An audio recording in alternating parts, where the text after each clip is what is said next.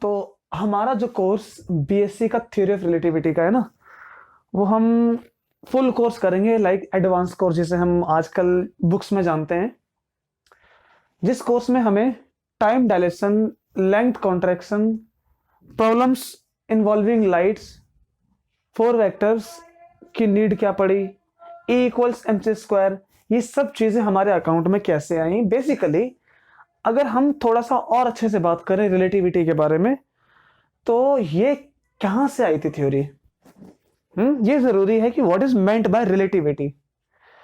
अच्छा देखो, अक्सर हम अपनी दुनिया में डे टू डे लाइफ में कभी ना कभी जब चीजों को देखते हैं तो ये बात क्लियर एक होती है कि अगर हमसे एक चीज पास में है तो वही चीज किसी दूसरे से बहुत दूर में। या ऐसा भी होता है कि जब हम किसी चीज को चलने के बारे में बोलते हैं ना, कि किसी बाइक की रफ्तार 50 किलोमीटर पर आवर है, ओके है, ठीक, लेकिन हमारी कुछ इंफॉर्मेशन, कुछ नॉलेज अधूरी रह जाती है, जिसकी वजह से हमें पढ़ाई केवल एक नॉर्मल लगता है, उसमें मजा नहीं आता। हाँ, कुछ ऐसी चीजें जानना पड़ेगा हमें जिसको जानकर हम सरप्राइज रहे कि ऐसा भी था, और ऐसी चीज को पढ़ के हमें पूरी फिजिक्स में हमारा पूरा इंजॉय करना है, पूरी रिलेटिविटी को। हाँ, तो जो हम थ्योरी ऑफ रिलेटिविटी पढ़ेंगे वो कौन सी है? स्पेशल थ्योरी ऑफ रिलेटिविटी, है ना, जिसको मेनली आइंस्टीन के नाम से जाना जाता है। और आइंस्टीन ने इस थ्योरी को स्पेशल थ्योरी ऑफ रिलेटिविटी नाम नहीं दिया था, उन्होंने इसको कहा था on the moving bodies of electrodynamics. अब ये टॉपिक का नाम से क्या मतलब है? एवरीथिंग वी हैव टू सी, हमें सब देखना है। बट उससे पहले हम अपनी नॉर्मल लाइफ की बात करते हैं कि स्पेशल थ्योरी ऑफ रिलेटिविटी या on the moving bodies of electrodynamics, इसकी नीड क्या पड़ी हमें, हमें इसकी नीड क्यों पड़ी, कैसे पड़ी, ये सब चीजें। अभी पहले जो पूरा का पूरा हमारा टॉपिक है, it is all about relativity. ये थ्योरी तो ऐसी कमाल की थ्योरी है कि जितना पढ़ोगे आपको उतना ही कम लगेगा।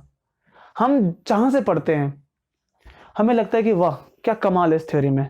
जैसे अगर मैं आपको एक गेंदे का फूल देता हूं तो उसके सामने आपको गुलाब के फूल की खुशबू की कीमत तब तक नहीं पता चलेगी जब तक आपने गुलाब का फूल ना देखा हो, ना उसको स्मेल किया हो। जिस दिन आप गुलाब के फूल को स्मेल कर लोगे तब आप कंपैरिजन करने के लिए एबल हो जाओगे। तब आप जब आप चीजें कंपेयर करते हो, इसका मतलब कि आपने सोचना शुरू कर दिया। और जब आपने सोचना शुरू कर दिया, this is your real physics, कि आप अब फिजिक्स पढ़ रहे हैं, ये अब आपकी मेहनत है। इसीलिए हमें हर एक चीज को पढ़ना है। अच्छा, सबसे पहले जो हमें पढ़ना है, हमें पढ़ के किस टारगेट पे पहुंचना है। कहने का मतलब कि अगर हमें हमारी परेशानी ना पता हो तो सॉल्यूशन क्या मिलेगा, हमें नहीं मिल सकता।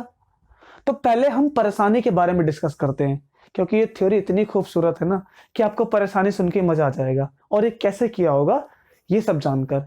तो पहले कुछ बातें जानते हैं जो आज हो रही हैं। आज क्या हो रही है पता है? आज ये कि अगर कोई इंसान रफ्तार में चलता है, कितनी रफ्तार? लाइट के पास। मन में पहला क्वेश्चन कि लाइट के पास ही क्यों? बेसिकली लाइट की रफ्तार क्या है? It is ultimate speed. In 1 second light travels 3 lakh kilometre. Kilometre में लिखा इसलिए 10⁵ अगर हम रफली जिस नंबर को यूज करते हैं लाइट की स्पीड दिखाने के लिए, वो नंबर ये होता है कि in 1 second light travels this much of speed. Why in 1 second? क्यों 1 सेकेंड की बात किया हमने, ये भी आपको जानना पड़ेगा। कुछ ऐसे क्वेश्चंस का आंसर जो आपने कभी पूछे नहीं, वो भी हमें समझने पड़ेंगे कि ऐसे भी क्वेश्चन हो सकते हैं क्या। ओके, तो ये स्पीड एक अल्टीमेट स्पीड है। क्यों? पहली चीज जिसका सुन के बड़ा मजा आने वाला है, अगर आप अपने किसी फ्रेंड से या पड़ोसी से पूछो कि जी बाइक की रफ्तार कितनी है, तो वो बोलेगा कि वो तो कभी 20 होती है, कभी 30 होती है, तो कभी 50 होती है, कभी 60 होती है। लेकिन अब हम पूछते हैं कि लाइट की रफ्तार क्या, हम कहते हैं ये से क्या मतलब है? क्या ये यही है, बदलते नहीं है क्या? फिर से पूछते हैं कि लाइट की रफ्तार क्या, हमने कहा ये क्या। इसका मतलब है कि जब हम बाइक की रफ्तार पूछें तब आप ये बोलोगे कि बाइक की रफ्तार ये होती है, ऐसा नहीं बोल सकते। ये हो सकती है, लेकिन लाइट की रफ्तार यही होती है।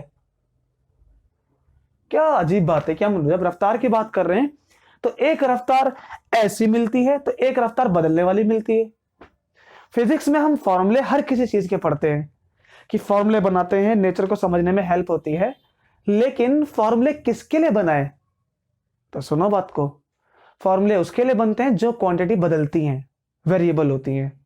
जैसे मेरे कहने का मतलब कि आपने ऑब्जर्व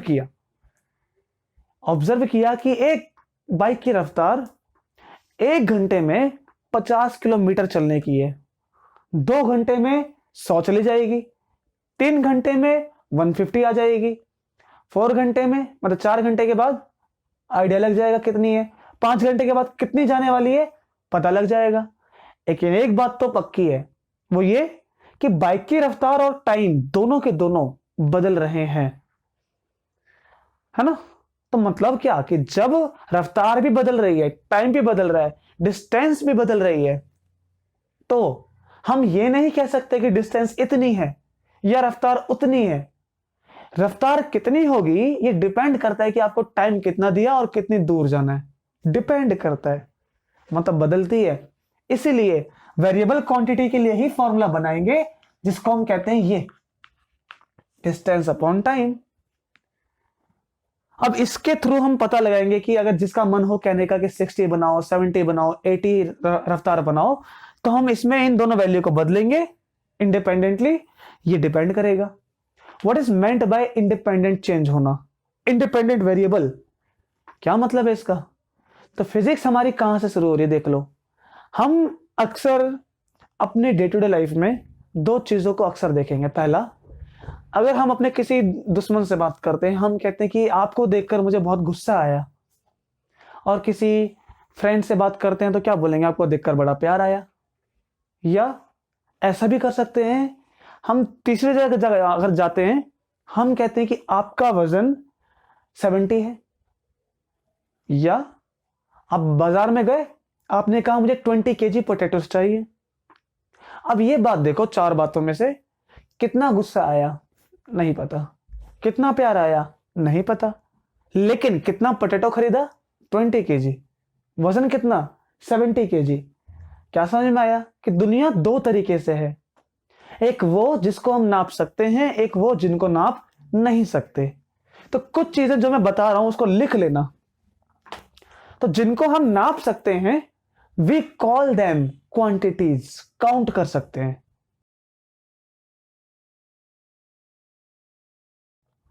है ना। और जब जिनको नाप सकते हैं वो दो तरह से काम करती हैं। पहला कैसा? पहला ऐसा कि रफ्तार कितनी लाइट की, ये पाई की वैल्यू कितनी, ये एक्स की वैल्यू कितनी, कोई फिक्स नहीं है। बाइक की रफ्तार कितनी, कोई फिक्स नहीं है। तो क्वांटिटी का नेचर दो तरह से है। कैसा कैसा?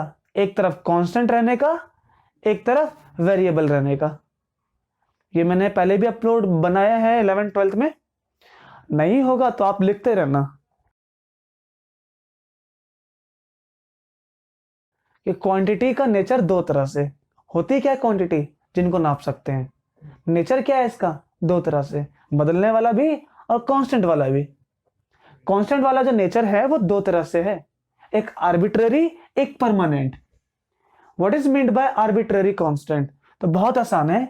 हमने ये एक छोटा सा घर बनाया और इस घर के अंदर एक नंबर लिया 6 और इस घर के अंदर एक नंबर लिया 8। अब इस घर के लिए नंबर फिक्स हो गया, एड्रेस फिक्स हो गया, लेकिन दूसरे घर के लिए एड्रेस अलग है, तीसरे घर का एड्रेस अलग है। तो नंबर होते हैं कांस्टेंट, लेकिन हर एक घर के लिए अपना अपना अलग कांस्टेंट। जैसे हमने पढ़ा कि y equals to ax plus bx और a1 b1, दूसरे के लिए a2x प्लस b2x। x क्या है? a क्या होता है? You know it is coefficient, numerical value मतलब नंबर है ये। तो एक इक्वेशन के लिए नंबर अपना फिक्स, नंबर फिक्स, लेकिन दूसरे के लिए वो a2 हो गया, दूसरे के लिए वो अलग फिक्स।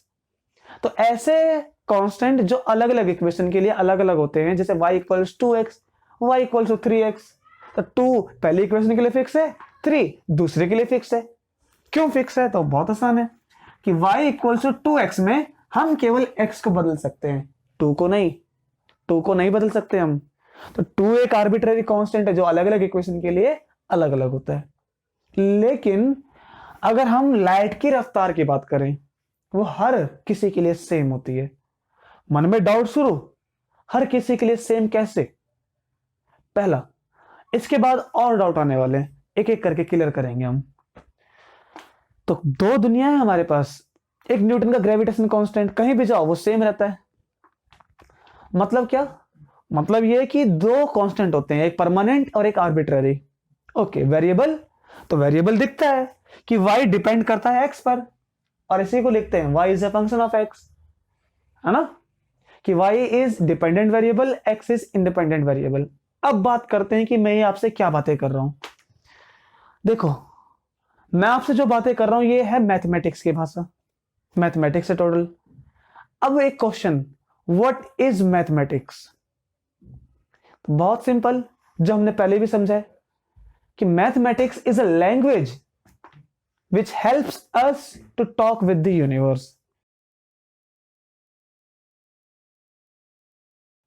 कैसे हेल्प करती है? तो याद है वो बात कि जब हमारा नेचर, हम अपने नेचर को जानना चाहते हैं, यूनिवर्स को समझना चाहते हैं, तो हम चाहते हैं कि किसी को समझने के लिए क्या जरूरी है?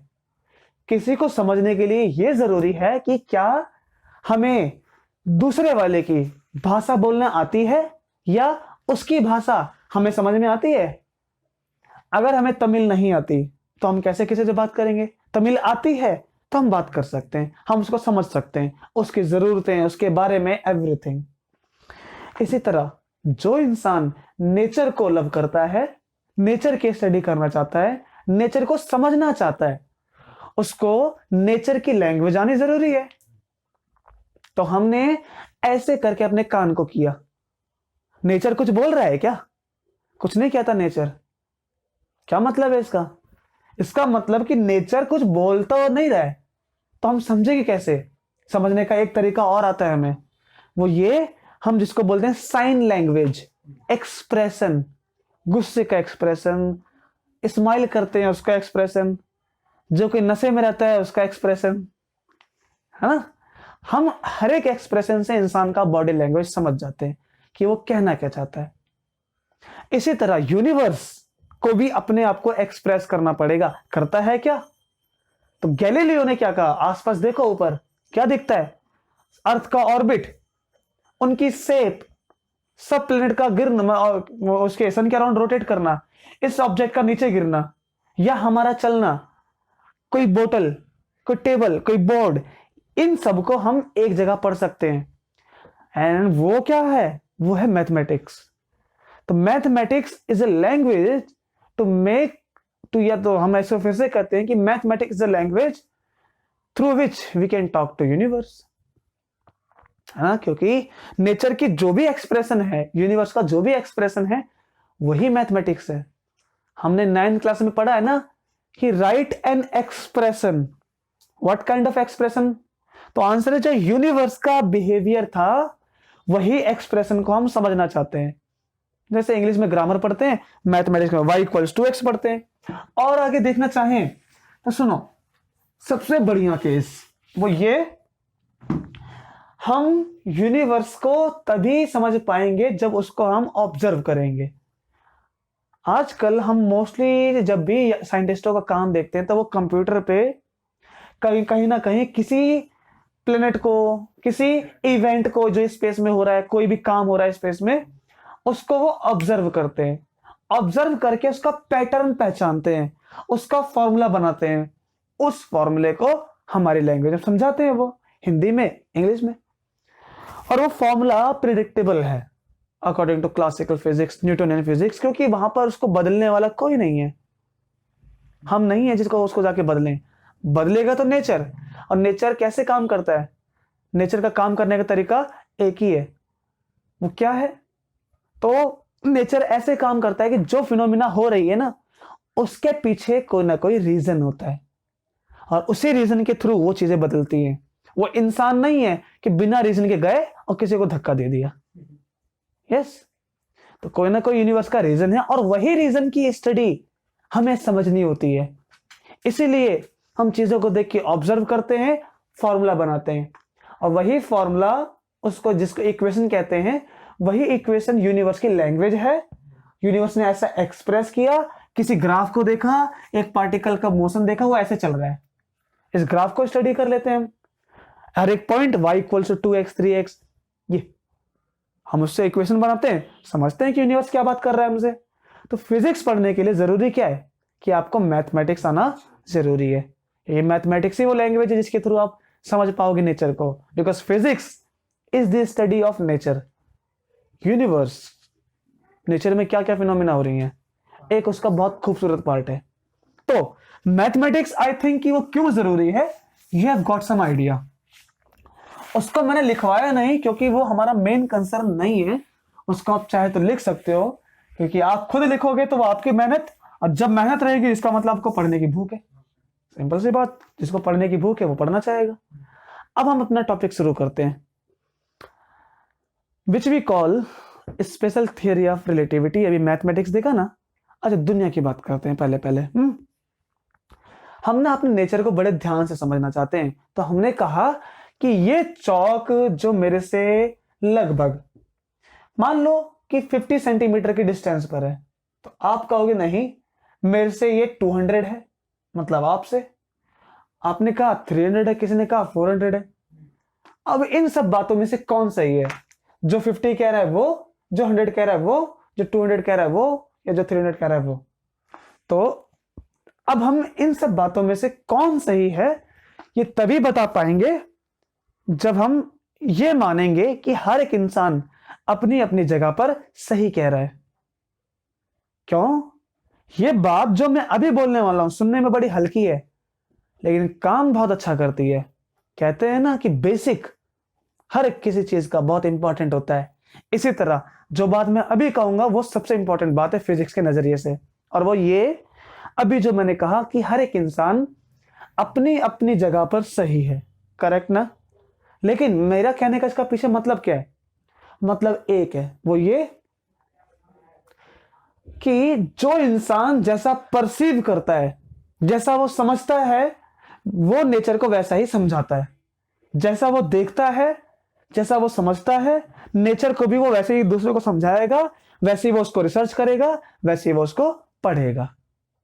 गलत नहीं है वो इंसान अपनी जगह पर। अब इस बात का क्या इंपॉर्टेंस था? हम एग्जाम में अक्सर एग्जाम लिखते हैं कि चलो ठीक है एक एग्जाम लिख रहे हैं, अच्छा हम कभी कभी कंफ्यूज, हमारा आंसर इतने पे रोके हैं कि आगे करें, या ये आंसर करेक्ट है कि नहीं, हम यहां आगे कंफ्यूज। बहुत सिंपल सी बात है, जैसा परसीव किया आपने वैसा समझा दिया। अब उनको समझ में आया या नहीं आया, it is not your headache. लेकिन एक बात, आपने उसके थ्रू जो समझा, क्या वो चीज सही है कि गलत, वो दूसरा जो चेक करेगा उसके हाथ में। ठीक है ना? तो आंसर लिखने का कई तरीके हैं, जैसा आप चाहो वैसा लिखो, बट मेक श्योर कि आप वही लिख रहे हो जो आपसे पूछा जा रहा है। और ये बात तो हम नहीं बोलेंगे ना कि अगर आपका नाम पूछे तो आप बता रहे कि मैं खाना खा के आया हूं, फुकरे मूवी के आप बन जाओ, है ना? तो आपको वही आंसर देना जो आप समझते हो। इसीलिए हर एक इंसान अपनी अपनी जगह पर जिस तरह से सही है, उसी तरह से हम ये भी बोल सकते हैं कि मैंने यहां से नापा 50, आपने नापा 100, आपने नापा 200, तो जिस लोकेशन से हम मेजरमेंट करते हैं that position is called origin. तो ऑरिजिन क्या है?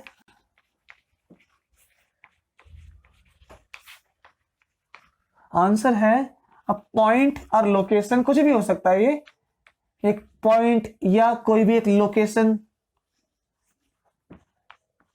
या किसी का एड्रेस, अ पॉइंट और location from where we start measurement.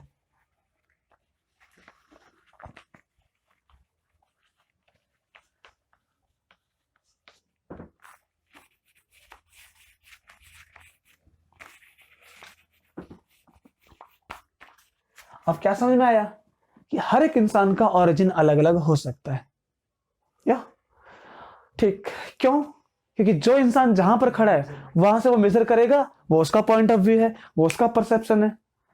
अब ये जो बात थी ना, ये बहुत जरूरी है हमारे पॉइंट ऑफ व्यू से। क्यों? तो सुनो, मैं आपसे कहूंगा कि ये चौक छोटी है कि बड़ी, तो आप बोलोगे छोटी है, लेकिन नहीं ऐसे कह सकते आप। छोटी है कि बड़ी है ना, हमें कंपेयर करना पड़ेगा।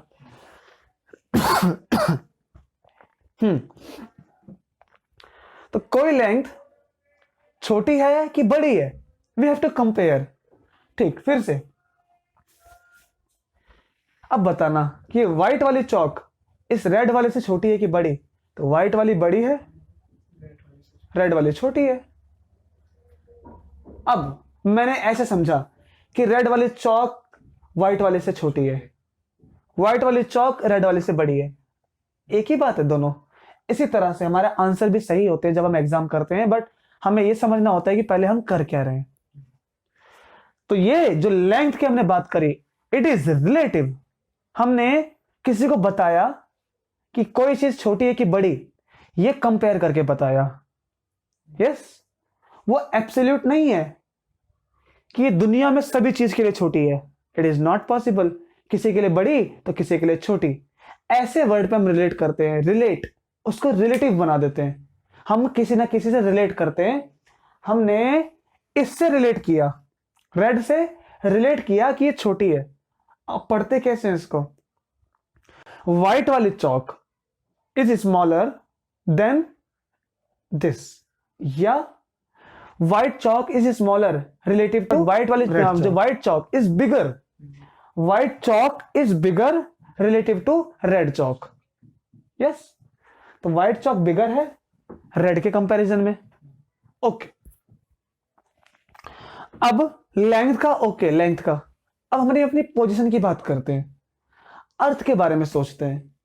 हम जब अर्थ के बारे में सोचते हैं तो क्या सोचते हैं कि ये रही हमारी अर्थ, ये रहा उसका core, centre of the earth, हम यहां पर हैं।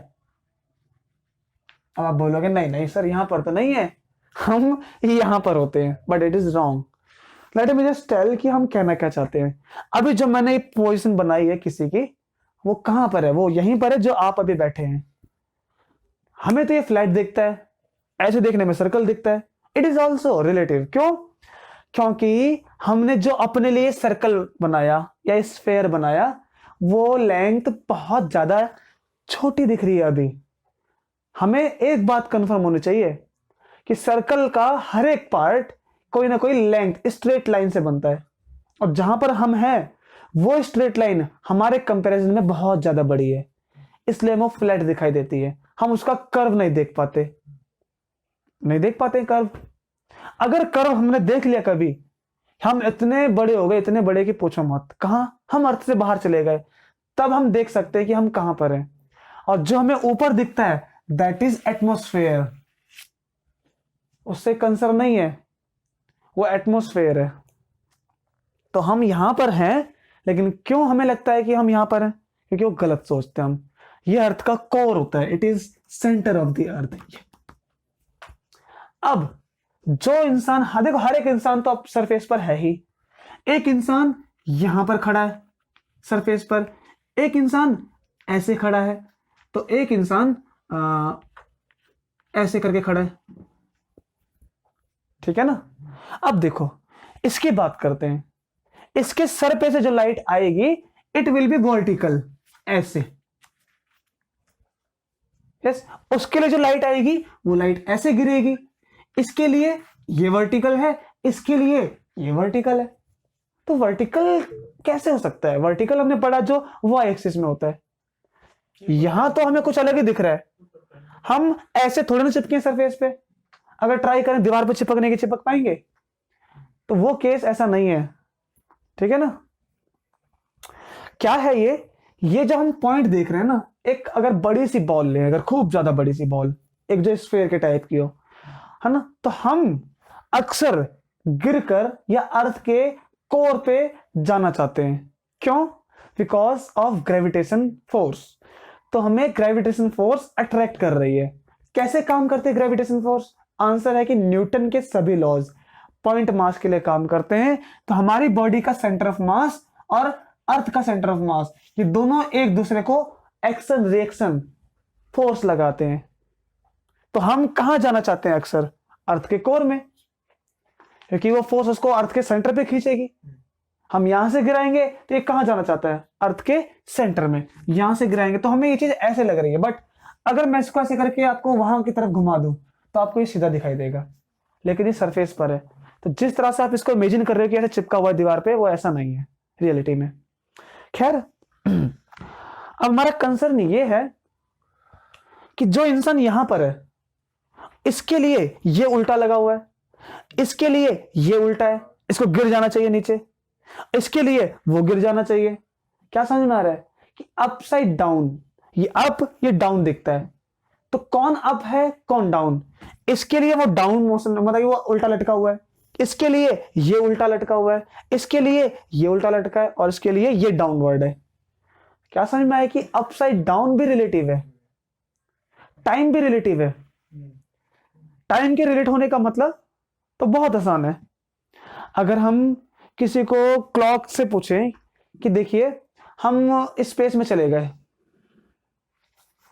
ठीक, तो हमने किसी से ये बात किया कि आप किसी दूसरे जो प्लेनेट पर हैं वहां पर टाइम क्या हो रहा है, तो दूसरे प्लेनेट पर वो बताता है कि यहां तो दिन बहुत ज्यादा बड़ा है, अर्थ पे छोटा है दिन। तो दिन छोटा है कि बड़ा है, या टाइम छोटा है कि बड़ा है? टाइम 12 घंटे का होता है कि 15 घंटे का? अगर एक दिन की बात करें तो पूरा एक दिन नहीं, हाफ डे की, हाफ की बात करें तो 12 होता है, टोटल 24 घंटे का होता है। तो किसी प्लेनेट पर वही 24 घंटे ऐसा लग रहा है कि पहाड़ जैसा। मार्स पे जाओगे ना अगर, तो आपको एक साल ज्यादा बड़ा पड़ जाएगा। जो 365 अर्थ पे होता है, 366 वहां पर ज्यादा बड़ा है। तो टाइम भी रिलेटिव है, हर किसी के लिए अपना अलग अलग टाइम है। अगर हम अर्थ से कंपेयर करेंगे तो मार्स पे बहुत स्लो बीत रहा है टाइम, है ना। मरकरी से कंपेयर करेंगे अर्थ का, तो मरकरी पे जल्दी बीत रहा है एक साल। तो यह हर एक चीज रिलेटिव है। टाइम, अपसाइड डाउन, आप किस तरह से बैठे हो, किस तरह से आप खड़े रहते हैं, एवरीथिंग।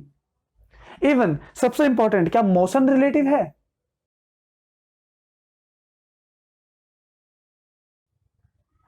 Is motion relative? बहुत आसान है, यस है। क्यों है? हमने 9th में पढ़ा कि हम यहां से चलते हैं, ठीक है ना। तो या तो 9th में क्या पढ़ा हमने कि एक कार, ये एक कार है जिसकी रफ्तार 50 है, सामने से एक कार चल के आती है, उसकी रफ्तार 50 है। तो रिलेटिव टू बी, बी से रिलेट करने पर ए की रफ्तार कितनी मिलती है? 50, 50, ए की रफ्तार 100। और ए से रिलेट करते हैं तो बी की रफ्तार कितनी मिलती है? उसकी 100। तो ये चीज अभी आधी अधूरी है। क्यों? ये चीज तभी कंप्लीट होगी अच्छे से बताने के लिए जब हम यूनिफॉर्म मोशन पढ़ लेंगे। बट फॉर नाउ अभी आपने क्या समझा?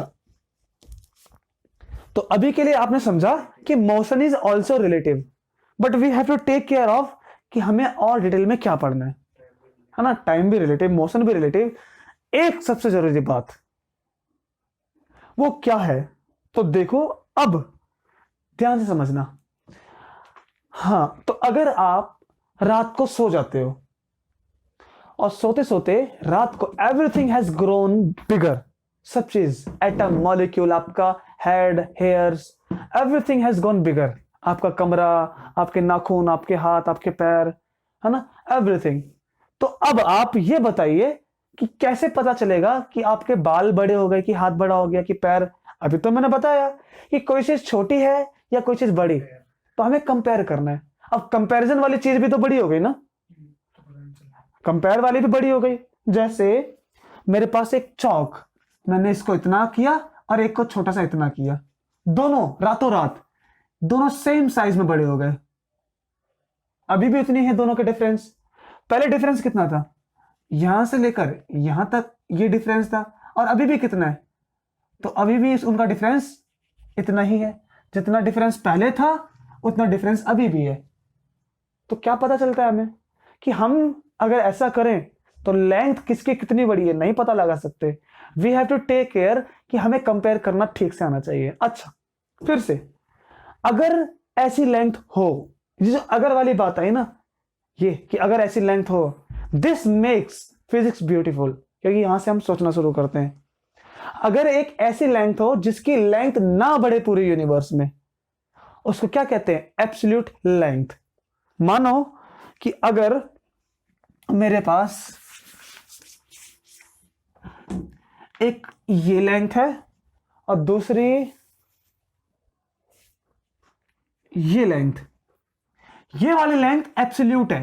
एब्सोल्यूट का मतलब कि कभी नहीं बढ़ सकती, सबके लिए, पूरे यूनिवर्स के लिए ये फिक्स रहेगी। और ये वाली लेंथ बड़ी हो गई थोड़ी सी। अब हम कह सकते हैं कि पहले दोनों का डिफरेंस इतना था और अब दोनों का डिफरेंस इतना है। इसका मतलब कि कौन सी लेंथ बढ़ चुकी है? ये तो एब्सोल्यूट है, तो बड़ी कौन सी होगी? ये वाली लेंथ। समझ में आ रहा है ना आपको? हम लेंथ का कंपैरिजन तभी कर सकते हैं जब एक लेंथ एब्सोल्यूट हो। अब लेंथ होती नहीं है माना, लेकिन अब जरूरी है कि अगर हम ये सोचें व्हाट इज यूनिफॉर्म मोशन, तो क्या समझ में आता है यूनिफॉर्म मोशन से? तो let's we see what is uniform motion. एक बार छोटा सा समझते हैं, देन यूनिफॉर्म मोशन को समझने के बाद आपको दिमाग में जरूर काफी सारे क्वेश्चन और काफी सारे मन करने की बात करने का मन कर रहा होगा। सो हम अक्सर अपने फिजिक्स में 9th क्लास से दो तरह के मोशन को पढ़ते हैं, एक यूनिफॉर्म मोशन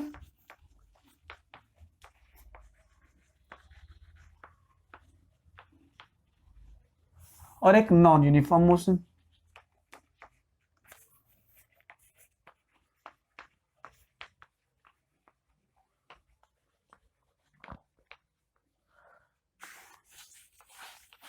इन दोनों मोशन के बारे में हम आज रफली आइडिया लेंगे बस, ठीक? फिर हम इसको अगली क्लास में पूरी तरह से कंप्लीट करेंगे।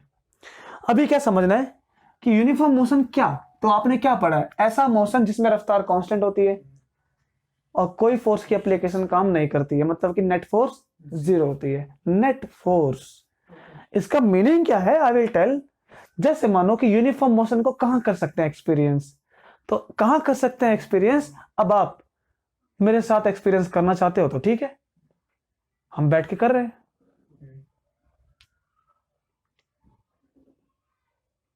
किया एक्सपीरियंस? Of course. मतलब कि मोशन हो रहा है बट एक्सपीरियंस नहीं कर पाए। इसका मतलब कुछ नहीं। इसका मतलब कुछ नहीं। कुछ नहीं का मतलब क्या? बड़ी अजीब बात है, थोड़ा मैं आपको समझाता हूं। मैं देखो, क्या हमें पता है कि हमारी अर्थ सन के चारों तरफ घूम रही है, पता है। कैसे पता है? तो सुनो मेरी बात। हमने जो 9th में ग्रेविटेशन चैप्टर पढ़ा, 11th में पढ़ा, तो उसमें कैपलर्स और टाइको ब्राहे के नोट्स से, उनके ऑब्जर्वेशन से एक बात निकल के आई, वो ये कि सभी प्लैनेट्स सन के अराउंड रिवॉल्व करते हैं। उससे पहले की कहानी क्या थी? उसके पहले की कहानी थी कि अर्थ एक जगह पर है, बाकी सब, पूरी गैलेक्सी अर्थ के चारों तरफ घूमती है। ये कहानी थी पहले। अब आपने पढ़ा कि वो तो गलत है। जो केपलर ने कहा था, जो न्यूटन ने कहा था, वो सही है कि अर्थ घूम रही है सन के चारों तरफ। लेकिन मैंने अभी तो कुछ देर पहले पढ़ाया कि आप क्या परसीव करते हो वो आपके लिए सही होता है।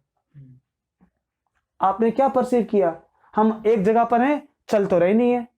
सन चल रहा है ऐसे ऐसे करके इधर से उधर, मून चल रहा है इधर से उधर, तारे चल रहे हैं ऐसे ऐसे करके, पूरी गैलेक्सी घूम रही है। कौन नहीं चल रहा? हम नहीं चल रहे। ये कहना गलत है क्या? सही है। तो गैलीलियो, कैपलर्स, इन सबको शाबाशी कैसे मिली कि तुमने बताया कि अर्थ घूम रही है? हमने जो परसीव किया वो समझा दिया, और वो सही था।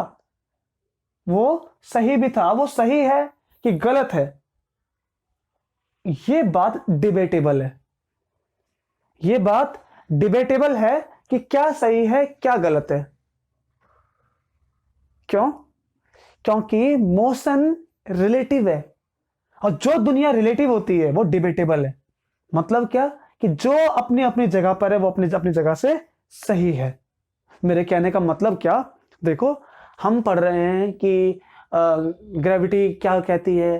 ग्रेविटी कहती है कि सारे प्लेनेट सन के अराउंड रोटेट कर रहे हैं because of gravitation force. Gravitation he force है, सन के अराउंड सब रोटेट कर रहा है। लेकिन हम तो कह रहे हैं नहीं कर रहा है, हम अपनी जगह पर सही हैं, वो अपनी जगह पर सही है। उन्होंने क्या देखा, ऑब्जर्वेशन, कि सारे तारे ऐसे ऐसे करके चल रहे हैं तो सन के अराउंड चल रहे हैं। वो उनकी ऑब्जर्वेशन के थ्रू हम ये बात कह पाए कि सन के अराउंड सारे प्लैनेट घूम रही है। और ये ऑब्जर्वेशन केपलर ने और टाइको ब्राहे ने की थी, याद होगा 11th में जो हमने पढ़ा था।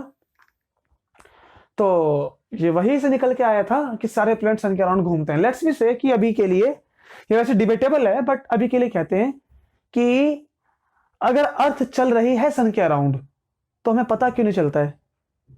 क्यों नहीं पता चलता? क्योंकि इसी मोशन को कहते हैं यूनिफॉर्म मोशन। ऐसा मोशन जिसमें हम मोशन कर भी रहे हैं पता नहीं चलता। अभी करना एक्सपीरियंस दोबारा कर लो, ये मोशन बहुत काम आने वाला है, ठीक है ना?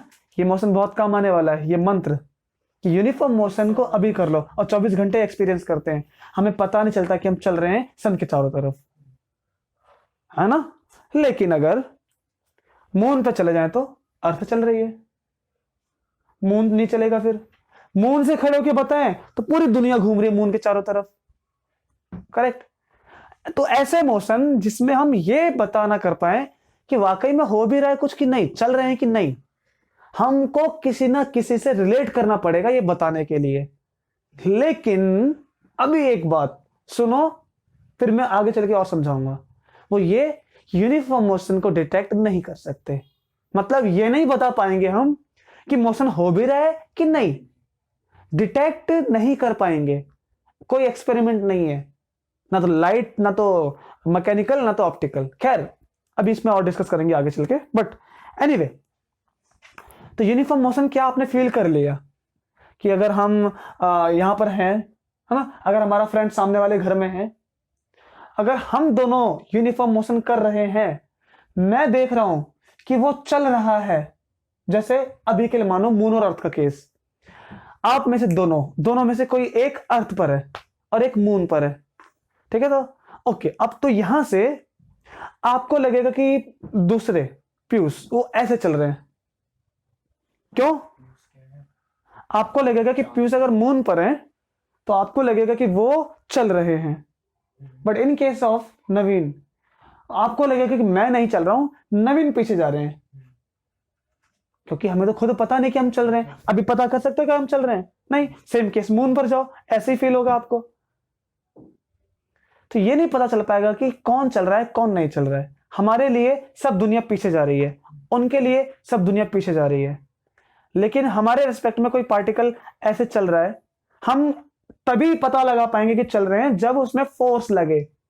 जैसे एक गाड़ी है, इसी तरह से है, वो भी चल रही है, पता नहीं, बाहर इंसान खड़ा है, पानी पी रहा है, हम भी पी रहे हैं, दोनों पी लेते हैं, तो हमें पता है कि अगर वो रुका है तो हम भी रुके हुए हैं, नहीं चल रहे हैं। इसका मतलब हमने किससे पता लगाया कि नहीं चल रहे हैं? वो भी खड़ा है, हम भी खड़े हैं, हम पानी पी रहे हैं, हो गया।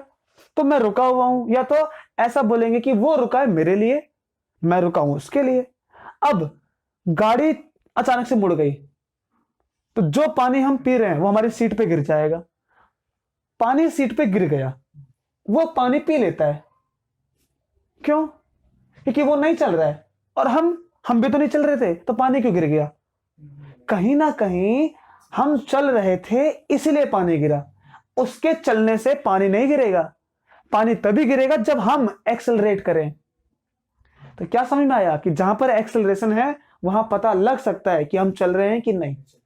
रॉकेट में जाओ ना, रॉकेट में क्या होता है, हमारी पीछे की बैक सीट से दबेगी। सीट से क्यों दबेगी? क्या अर्थ पीछे जा रही है? ना ना ना ना, अर्थ के पीछे जाने से हमारी पीठ पे कोई प्रेशर नहीं आएगा, हमारे मोशन करने से, रॉकेट के चलने से फर्क पड़ेगा। तो पता तो लग गया रॉकेट चल रहा है। और जहां पर हम एक्सेलरेशन की बात करें वो मोशन कैसा? Non uniform. So it is constant velocity, net force 0, है ना। अभी इसके बारे में अच्छे से पढ़ेंगे डिटेल में। और ये कौन सा मोशन, एक्सेलरेटेड मोशन, और फोर्स तो रहेगी, तो नेट फोर्स प्रेजेंट। अब मैं आपसे एक बात करता हूं, बहुत खूबसूरत है, ये सोच के देखो कि लाइट के केस में अगर हम बोले ये वाला केस, यूनिफॉर्म मोशन कैसा मोशन है, तो ऐसा मोशन जहां पर हो भी रहा है पता नहीं। अब उसको पता लगाना है कि अर्थ चल रही है कि नहीं चल रही है। फिर से ये लेंथ, ये दो लेंथ, ये दो लेंथ, ये लेंथ बड़ी कि नहीं बड़ी, ये पता लगाना है। कैसे पता लगाएंगे, कंपैरिजन से। कंपैरिजन भी तभी पता कर पाएगा या तभी बता पाएगा जब एक क्या होना चाहिए, एब्सोल्यूट। मोशन हो रहा है कि नहीं हो रहा है, चल रहे हैं कि नहीं चल रहे हैं, कंपेयर करो। लेकिन कंपैरिजन की एक शर्त, दूसरा मोशन एब्सोल्यूट होना चाहिए, वरना हमें क्या लगेगा कि ये पीछे जा रहा है, हमें पता है जा सकता है। एब्सोल्यूट का मतलब, एब्सोल्यूट का मतलब कि उसका नंबर कभी भी नहीं बदलेगा, हमें पता है। हमें पता है कि इसकी लेंथ कभी नहीं बदलेगी, तो क्या हुआ, ये छोटा हो नहीं सकता, तो जरूर कौन लेंथ बड़ी होगी,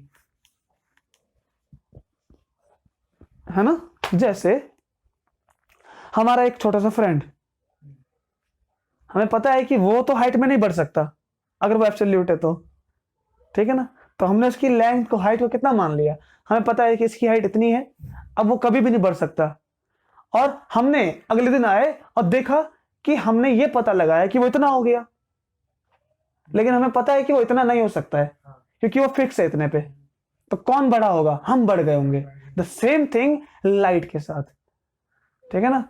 तो लाइट का केस क्या है, लाइट का केस एक ऐसा केस है जहां पर लाइट की रफ्तार एब्सोल्यूट होती है, कांस्टेंट मानी गई है। मैक्सवेल के अकॉर्डिंग अभी बता रहा हूं मैं आपको यह बताना चाहता हूं कि मोशन के साथ क्या खूबसूरती आ सकती है। तो लाइट की रफ्तार एक ऐसी रफ्तार है जो एब्सोल्यूट है, क्योंकि वो एक नंबर है, फॉर्मूला नहीं है, ये करेक्ट एक नंबर निकल के आया। अब ये अगर नंबर है, हमें पता है पूरी दुनिया में ये नंबर कभी नहीं बदलेगा। अगर ये नंबर बदल गया, इसका मतलब कि हम चल रहे हैं, ये चल नहीं सकता। हम चल रहे हैं लेकिन ये नहीं चल सकता कि इसकी रफ्तार बढ़ जाए। तो रफ्तार किसकी बड़ी होगी, हमारी। हमारी रफ्तार क्यों बढ़ी, चल रहे हैं हम। अब यही जो कंसेप्ट था, ये जब आगे आया थ्रू मैक्सवेल। आपको एक बात बताता हूं मैं, आप सबको पता है कि लाइट क्या है, इलेक्ट्रोमैग्नेटिक रेडिएशन। ये बात उस टाइम पर जब माइकल फैराडे ने कही, तो मैक्सवेल ने इसको प्रूव करने की कोशिश किया, उनको स्टडी में मजा आया, एंड उन्होंने प्रूव किया कि लाइट जो है वो इन कांस्टेंट से, याद है कांस्टेंट 12th में, परमिटिविटी और परमिएबिलिटी, नेचर के कांस्टेंट, इलेक्ट्रिक फील्ड और मैग्नेटिक फील्ड का वेरिएशन। जब इलेक्ट्रिक फील्ड बदलती है, मैग्नेटिक फील्ड बनता है, और मैग्नेटिक फील्ड के बदलने से इलेक्ट्रिक फील्ड बनती है। और वो नंबर एक स्पीड देता है कि इलेक्ट्रिक फील्ड और मैग्नेटिक फील्ड को आपस में बदलने का जो रफ्तार है, वो रफ्तार उन्होंने निकाली, और वो रफ्तार आती है ये रफ्तार आती है। अब उन्होंने कंपेयर किया, ये रफ्तार तो लाइट की रफ्तार है, कंपेयर किया। इसका मतलब कि लाइट की रफ्तार पहले से किसी ने निकाल के रखी थी, पहले से ही मैक्सवेल से पहले लोगों ने लाइट की रफ्तार निकाल के रखी थी। फोकल्ट ने, फ्रेजनर ने, वर्मियर ने, ऐसे बहुत सारे साइंटिस्ट हैं जिन्होंने ये पता लगाया कि लाइट चलती है। छोटी सी बात है, कैसे चल सकती है, कैसे पता लगाएं। तो मानो कि लाइट को उस दीवार पे पहुंचना है, मैंने लाइट का रास्ता बढ़ा दिया, इतने सारे मिरर लगाए, इतने सारे मिरर, कि लाइट को वहां पहुंचते पहुंचते 5 सेकंड लग गया, बस पता लग गया। जिसको पहुंचने में टाइम लगा, क्यों टाइम लगा, क्योंकि वो चल रही थी। तो लाइट चलती है, रफ्तार भी निकाल ली। तो मैक्सवेल ने इस रफ्तार को लाइट की रफ्तार से कंपेयर किया और पाया कि ये रफ्तार जो निकाली मैक्सवेल ने, वो लाइट से बहुत क्लोज है, लाइट की रफ्तार से बहुत ज्यादा क्लोज। और जब माइकल फैराडे ने कहा था कि light is an electromagnetic radiation, किसी ने नहीं माना। माइकल फैराडे के बूढ़े होने के बाद मैक्सवेल ने जब ये पता लगाया कि इसकी रफ्तार लाइट के बराबर है, इसकी रफ्तार मतलब इलेक्ट्रिक फील्ड और मैग्नेटिक फील्ड के वेरिएशन की रफ्तार इतनी है, तो ये रफ्तार तो लाइट की भी है। इसका मतलब कि लाइट कौन है? Light is an electromagnetic radiation. और ये बात सुन के माइकल फैराडे चौंक गए थे। देखा था ना हमने डॉक्यूमेंट्री में। सरप्राइज। क्यों सरप्राइज? क्योंकि लाइट की रफ्तार जो उन्होंने पहले कभी कही थी वो आज जाके सच निकली। और जब ये सच निकली कि ऐसा हो रहा है वाकई में, तब हम उस दिन से मानने लग गए कि light is an electromagnetic radiation और इसके चलने का तरीका है वेव। तो वेव इज ए पैटर्न या, तो electromagnetic light is a wave. लेकिन एक डाउट अभी भी, वेव को चलने के लिए चाहिए मीडियम। वेव को चलने के लिए एक मीडियम चाहिए, जैसे साउंड वेव, वाटर वेव्स, ऐसे ही लाइट एक वेव है, मीडियम चाहिए। कहां है मीडियम? लाइट तो सन से चल के आती है अर्थ पर, तो हमें मानना पड़ा कि स्पेस में मीडियम है, स्पेस में एक मीडियम है, ये मानना पड़ा जिसमें से लाइट प्रोपेगेट होके आ रही है। मान लिया हमने। मानने के बाद प्रॉब्लम ये आ गई कि मीडियम है भी नहीं है, ये पता करना था हमें। गलत। ये पता नहीं करना था कि मीडियम है कि नहीं है ना। पूरी दुनिया में सबने माना था कि मीडियम है, पूरी दुनिया में सबने माना था कि मीडियम है, सबने। हम जो पढ़ते हैं कि मीडियम है कि नहीं, इसके लिए एक्सपेरिमेंट किया गया, गलत। उसके लिए एक्सपेरिमेंट नहीं किया था। मीडियम था, ये पूरी दुनिया ने मान लिया था। लाइट एक वेव है, ये पूरी दुनिया ने मान लिया था, सबने माना था। तो एक एक्सपेरिमेंट तो पढ़ा होगा आपने, पहले भी नहीं पढ़ा तो अभी बताने जा रहा हूं मैं। यस। अब देखो, अब हमारे पास एक टास्क आया था। न्यूटन ने कहा कि देखिए, न्यूटन की वर्डिंग थी ये, there is no mechanical experiment by which we can detect uniform motion. ऐसा कोई मैकेनिकल एक्सपेरिमेंट नहीं है जो यूनिफॉर्म मोशन को डिटेक्ट कर सके। मैकेनिकल नहीं है, लेकिन लाइट की रफ्तार एब्सोल्यूट है, ऑप्टिकल तो हो सकता है। क्योंकि अभी हमने पढ़ा किसी की लेंथ को कंपेयर करने के लिए बड़ी कि नहीं बड़ी, एक को एब्सोल्यूट होना पड़ेगा। तो लाइट की रफ्तार है तो एब्सोल्यूट। लाइट की रफ्तार, रफ्तार समझ में आया? मोशन, मोशन समझ में आ गया कि मोशन एब्सोल्यूट होता है। Let's we detect. मोशन को हम पता कर सकते हैं यूनिफॉर्म। अगर इसकी लेंथ यूनिफॉर्मली बढ़ गई तो क्या हम यूनिफॉर्म मोशन को डिटेक्ट कर सकते हैं? कर सकते हैं। तो कैसे? तो आंसर बहुत सिंपल है। लाइट की रफ्तार अगर एब्सोल्यूट है तो ये तो कभी बढ़ेगी नहीं। अगर हमने पता लगाया कि हमारी रफ्तार ज्यादा आ गई, कैसे ज्यादा आ गई? छोटा सा एक एक्सपेरिमेंट समझते हैं। ये वर्डिंग खुद मैक्सवेल ने कही थी, याद रखो। मैक्सवेल ने खुद कहा था कि देखिए, यहां पर एक लाइट का सोर्स, यहां से लाइट निकल रही है। लाइट की रफ्तार हमें पता है इतनी है। अभी कन्वीनियंस के लिए मान लो मैं लिखूंगा 3। अभी के लिए मैं क्या लिखूंगा? 3। सामने से एक ऑब्जर्वर है, यहां पर ये खड़ा हुआ है, इसके पास एक स्पीडोमीटर है। स्पीडोमीटर एक डिवाइस जो स्पीड को नापता है। ये रुका है, इसने नापा कि लाइट की रफ्तार 3 निकल के आती है। इसका मतलब क्या कि लाइट इसके पास पहुंची, इसने लाइट को नापा, रफ्तार 3। इसका ये मतलब कि रुका हुआ है। पता तो लग रहा है। देखो, रुका है ये भी पता लग रहा है, वरना हम नहीं बता सकते।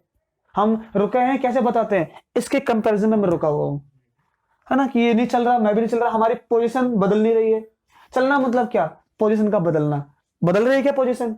नहीं बदल रही है, रुके हैं। अच्छा, फिर से एक और केस। लाइट निकली, रफ्तार फिर से 3। वही इंसान फिर से है, सेम। उसने स्पीडोमीटर लिया। इस बार वो अपने स्पीडोमीटर में लाइट की रफ्तार को 4 नापता है। ये जैसे ही उसने पता लगा दिया अगर, तो वो हो जाएगा सरप्राइज्ड। वो चौंक जाएगा कि लाइट की रफ्तार तो कभी बढ़ नहीं सकती है, तो लाइट की रफ्तार 4 क्यों मिली? ये सोचते ही वो समझ जाएगा कि लाइट की रफ्तार अगर नहीं बढ़ सकती, इसका मतलब कि मैं या ये ऑब्जर्वर 1 की रफ्तार से चल रहा था। हो गया ना यूनिफॉर्म मोशन डिटेक्ट। हम चल रहे हैं, पता लग गया। कितनी रफ्तार से? 1 की। अच्छा, फिर से ये लाइट की रफ्तार 3, ठीक, और यहां पर सेम ऑब्जर्वर है। अब उसने स्पीडोमीटर में लाइट की रफ्तार को 2 माना, 2 नापा। ये पता लगाते फिर से वो चौंक जाता है कि लाइट की रफ्तार तो हमेशा 3 आती है, 2 क्यों आई? क्योंकि वो समझ जाएगा कि वो इस डायरेक्शन में 1 की रफ्तार से जा रहा है। देखो सुनने में बहुत छोटा लग रहा है,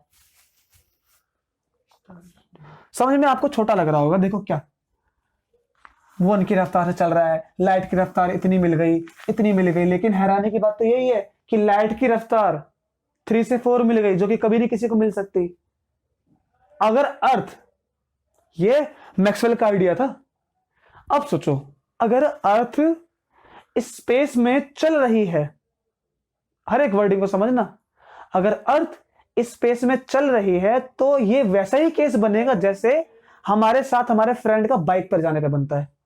जैसे हम मानो हम बाइक पे जा रहे हैं अपने फ्रेंड के साथ, या एक कार है जो ओपन फ्लैट कार है, उसका ऊपर का नहीं है, जो भी बोनट जो भी होता है फ्लैट ओपन है ऊपर से, ठीक है ना। अच्छा, अब वो कार जब चलेगी तो हवा कहां जा रही है? तो ये हम एक डायग्राम बना सकते हैं।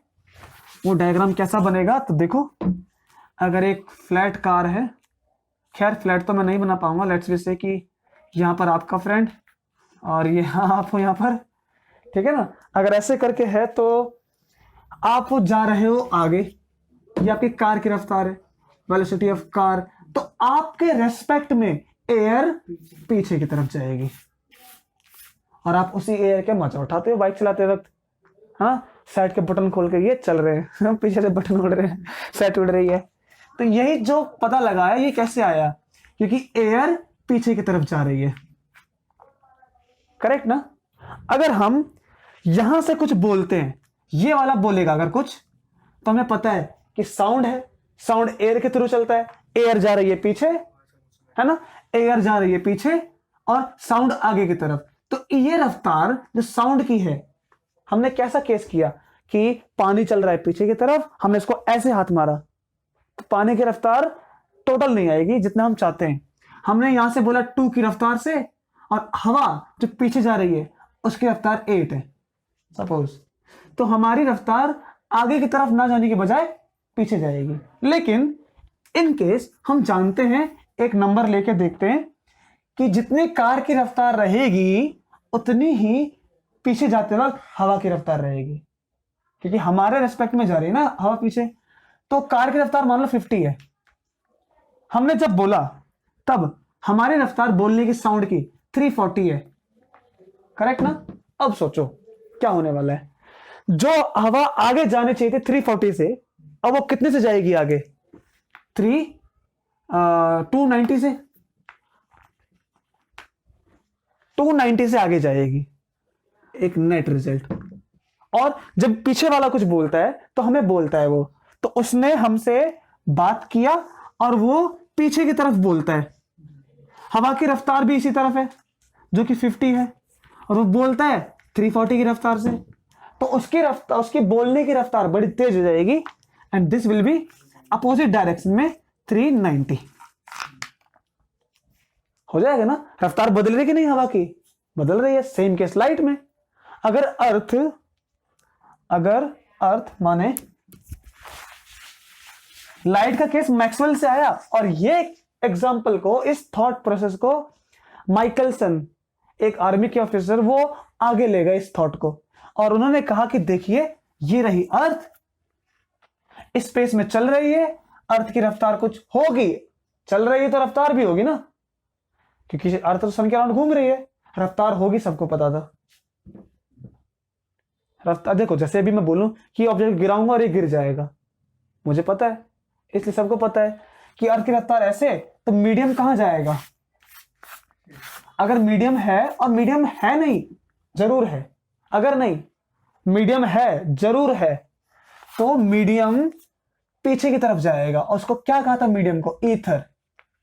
जो मीडियम स्पेस में माना वो hypothetical medium, we call it ether. वहां पर ऐसे चल रहा है मीडियम।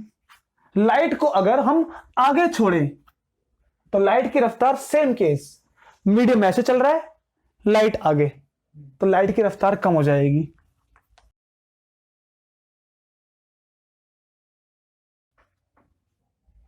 अगर ऐसे केस में लाइट को पीछे छोड़ें तो लाइट की रफ्तार बढ़ जाएगी।